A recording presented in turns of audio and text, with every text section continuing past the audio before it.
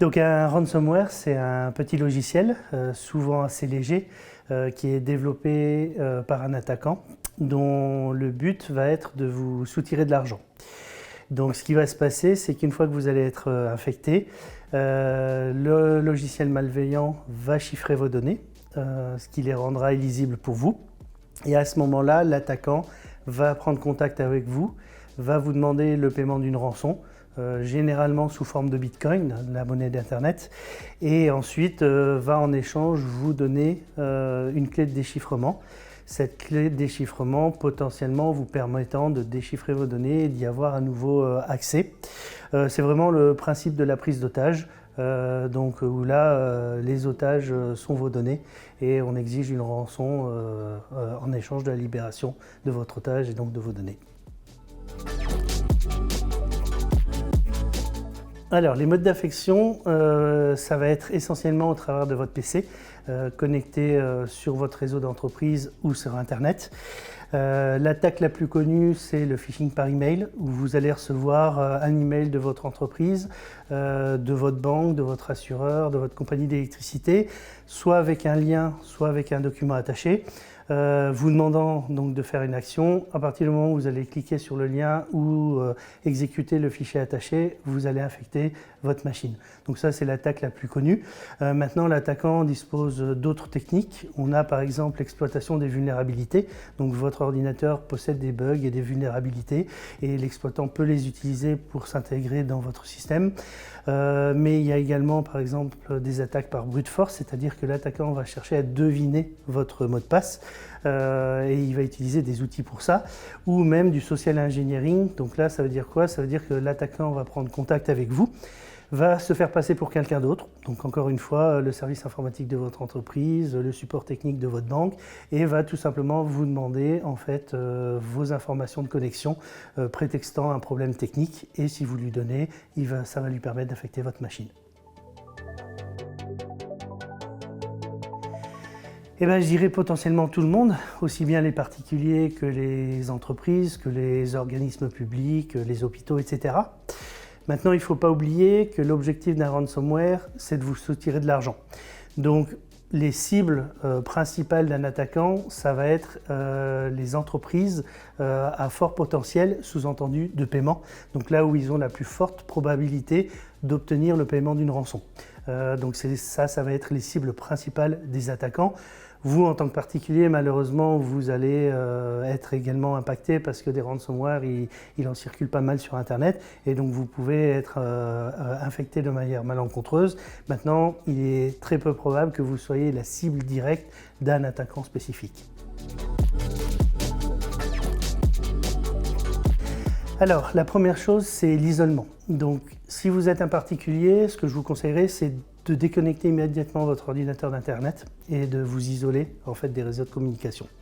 Si vous êtes une entreprise, c'est le même principe. Donc, c'est d'isoler les assets qui vont être infectés par le ransomware après les avoir identifiés et soit de les déconnecter de votre réseau d'entreprise, soit de les isoler dans une zone sécurisée dans laquelle vous allez pouvoir appliquer des correctifs. Donc ça, c'est la première mesure. Ensuite, une fois que l'isolement est fait, c'est l'information des services publics. Donc si vous êtes un particulier, il faudra aller dans un commissariat ou une gendarmerie pour faire un dépôt de plainte. Si vous êtes une entreprise, vous devrez déclarer certainement auprès des organismes de l'État que vous êtes victime d'un ransomware. Donc il y a le site des services publics qui possède une déclaration en ligne. Vous avez également des sites comme cybermalveillance.gouv.fr qui vous donnent en fait tout le process à suivre en cas de ransomware ou d'autres types d'attaques et qui vous expliquent exactement les différentes étapes. Ensuite, l'étape suivante, c'est de procéder au nettoyage. Donc pour un particulier, malheureusement, ça se résume souvent par la réinstallation de sa machine. Et malheureusement, ça concerne aussi la perte de vos données. Donc là, il est important de faire des sauvegardes pour pouvoir restaurer vos données avant qu'elles aient été chiffrées par le ransomware. Pour l'entreprise, c'est le même principe, mais à une plus large échelle, c'est-à-dire de nettoyer en fait l'ensemble des postes de travail qui ont été infectés et après de faire appel aux sauvegardes de données pour restaurer les informations qui ont été corrompues.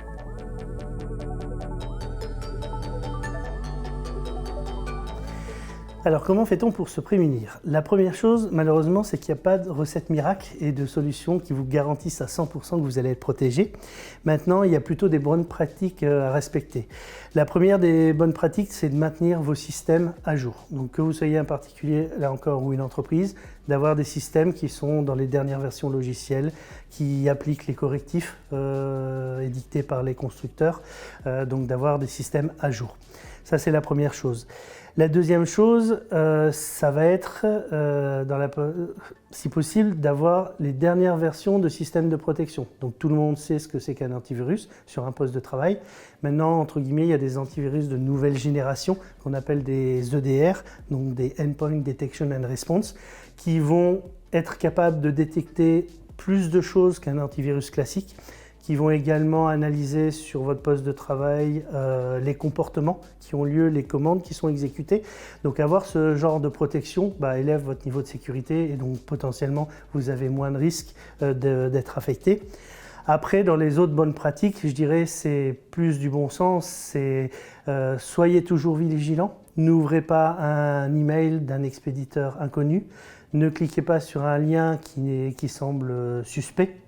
N'essayez pas, par exemple, d'installer des logiciels par vous-même dans votre entreprise, parce que vous avez un service informatique qui est là pour ça et qui valide en fait en amont vos logiciels. Voilà, c'est simplement des bonnes pratiques. Ne prêtez jamais votre matériel à quelqu'un, ne donnez jamais vos informations de connexion. Et si vous respectez ces bonnes pratiques, vous allez diminuer drastiquement le risque d'infection. Il y a vraiment deux messages clés. Le premier, c'est d'être vigilant en permanence.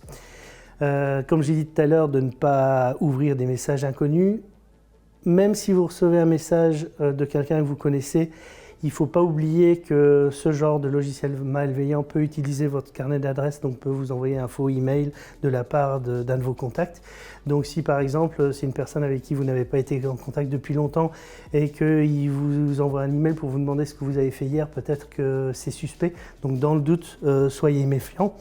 Le deuxième conseil, ça serait surtout ne payez pas la rançon. Jamais accepter que quelqu'un vous demande de l'argent parce que premièrement, vous n'avez pas la garantie qu'en échange du paiement, vous recevrez la clé de déchiffrement. Et deuxièmement, en payant la rançon, vous financez quelque part ces actes de malveillance et il faut absolument éviter ça.